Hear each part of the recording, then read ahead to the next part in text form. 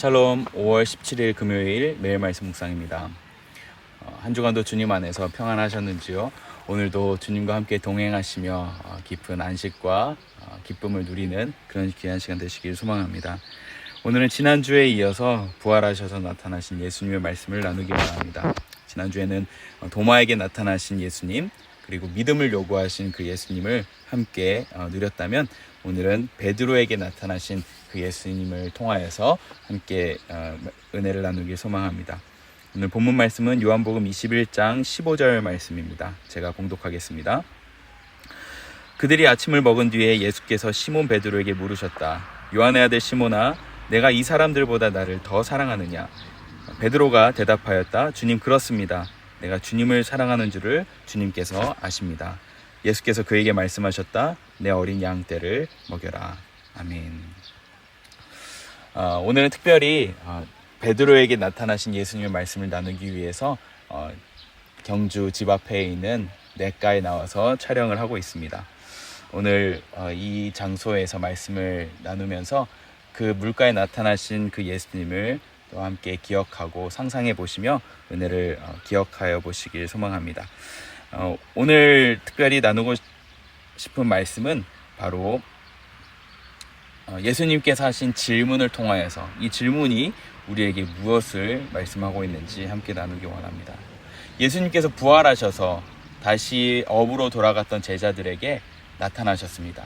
지금처럼 이런 뭇가에 앉으셔서 돌 위에다가 불을 피우시고, 그리고 물고기를 구우시고 또 떡을 준비하셔서 함께 식사를 준비해 주셨습니다. 그렇게 제자들이 알아보고서 특별히 베드로는 배에서 물고기를 엄청나게 잡은 뒤에 예수님께 달려갔죠. 이 장면은 예수님께서 베드로를 부르셨을 때의 장면, 그리고 오병이어 때 기적의 장면, 그리고 또 예수님께서 최후의 만찬 때 식사 때 나누셨던 그 말씀 모두를 상기시키십니다. 베드로의 부르심에서부터 부인하기까지의 모든 일련의 사건들을 이 한 장면으로서 예수님이 완전히 상기시켜 주셨던 것이죠. 그 자세한 내용은 다음에 기회가 되면 나누기로 하고, 오늘은 특별히 이 상황 가운데서 예수님이 베드로에게 나타나셔서 하신 이 말씀은 어떤 의미를 우리에게 주고 있을까요? 요한의 아들 시몬아, 내가 이 사람들보다 나를 더 사랑하느냐? 이 말씀, 특별히 먼저 이 문장에 대한 의미를 먼저 짚고 넘어가자면, 이 문장의 뜻은 내가 다른 그 어떤 것보다 나를 더 사랑하느냐라는 질문이라기보다는 바로 다른 사람들이 예수님을 사랑하는 것보다, 베드로야, 너는 나를 그 사람들이 사랑하는 것보다 나를 더 사랑하니? 라는 질문인 것입니다. 이 질문의 의도는 무엇일까요? 그리고 그 질문 속에 담겨진 예수님의 목적은 무엇일까요? 그것을 함께 나누기 원합니다. 첫 번째로, 예수님께서 우리 모두를 부르시는데 그 부르심에는, 그 부르심의 조건에는 능력이나 배경, 재산, 외모 등이 아니라 주님을 사랑하는 정도에 있다는 것을 우리에게 상기시켜 줍니다. 오늘 이 본문 말씀은 베드로의 수익권 구절로도 유명합니다. 수익권이라는 것은 예수님의 대리자로서 이 땅에 맡은 사명을 주시는 구절입니다. 이제 교회의 수장으로서, 교회의 리더로서 그 권위를 부여해 주시는 말씀인 것입니다. 이 수익권의 조건이 무엇이었습니까? 예수님의 질문은 바로 주님을 다른 사람들보다 더 사랑하느냐입니다. 이 사랑은 어떤 사랑인가요? 바로 아가페의 사랑인 것입니다. 아가페 사랑은 무엇입니까? 조건적인 사랑이 아니라 바로 한 사람이 언약을 어길지라도 다른 한 사람이 목숨을 지켜서 그것을 지키면 그 언약은 유효하다는 것입니다. 바로 그것이 아가페 사랑이고, 구약에 등장하는 헤세드 사랑이며, 그것이 바로 언약에 등장한 담겨있는 그 사랑의 뜻입니다. 즉, 예수님께서는 내가 나를 아가페하느냐 라고 물어보시는 것은 자신이 베드로를 아가페하고 있다는 것을 상기시켜 주는 것입니다. 바로 예수님께서 내가 너를 사랑하고 있는데 베드로에게 너는 나를 사랑하고 있니? 라고 물어보는 그 말씀인 것입니다. 즉, 예수님께서 사명받은 자에게, 부르심 받은 자들에게 요구하시는 것은 다른 것이 아니라 바로 사랑이라는 것을 보여줍니다. 저와 여러분들도 매일매일 살아가면서 주님께서 맡겨주신 사명을 가지고 살아갑니다. 사역자로서 혹은 직장인으로서 혹은 한 가게를 맡은 관리자로서 살아가고 있습니다. 그런데 그 일들을 하면서 때로는 우리가 너무나 쉽게 잊곤 합니다. 때로는 우리의 성과 그리고 우리의 결과 어떤 이득이나 여러 가지 우리가 이루어야 되는 것들에 너무 몰입한 나머지 내가 하나님을 사랑하는 존재인가? 라는 것을 잊고 살 때가 너무나 많이 있습니다. 그러나 오늘 예수님께서 말씀하십니다. 사명받은 자, 주님의 부르심을 받은 자들에게 가장 우선되는 조건은 바로 예수님에 대한 사랑이라는 것. 그것을 잊지 마시길 바랍니다. 두 번째로는 주님의 부르심에는 철회함이 없다는 것입니다. 즉 실패해도 하나님께서 회복시켜 주신다는 것입니다. 베드로는 철저한 실패를 맛보았습니다. 그러나 완벽하게 회복시켜 주셨습니다. 베드로는 3번 예수님을 부인하고 저주했습니다.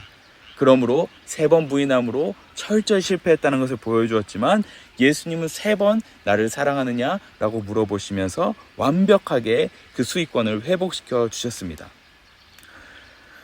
3번 물어본다는 것은 무엇입니까? 이것은 고대 근동에서 언약의 확증으로서 행하는 풍습입니다. 계약이나 법적인 처분에 관한 풍습이었습니다.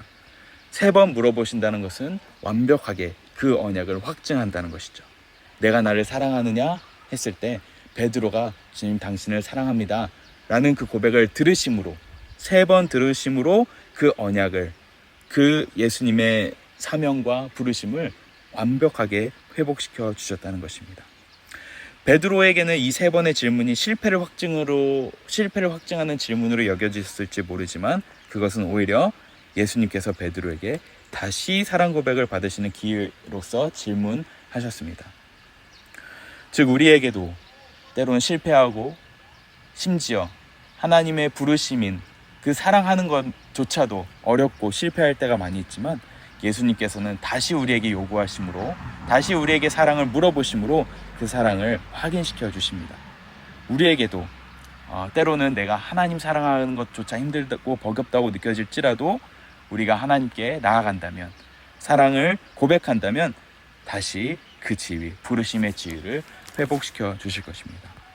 3번째 예수님께서 물어보신 이 질문의 뜻은 바로 내가 자신 없을 때 내가 연약할 때 오히려 힘주시고 세워주신다는 것입니다. 베드로가 예수님을 당당히 사랑한다고 말할 수 없다는 것을 자신뿐만 아니라 주변에 있는 모든 제자들 또한 알고 있었을 것입니다. 예수님께서 십자가를 지실 때 3번이나 부인했다는 것을 모두가 알기 때문입니다. 그래서 베드로는 예수님께서 내가 나를 사랑하느냐 할 때 주님 내가 당신을 필레오 한다는 것을 아십니다 라고 대답하였습니다. 즉 한글말로는 같은 사랑이지만 원어상으로는 다른 고백을 하였습니다. 필레오 사랑은 무엇입니까? 바로 친구 간의 사랑입니다.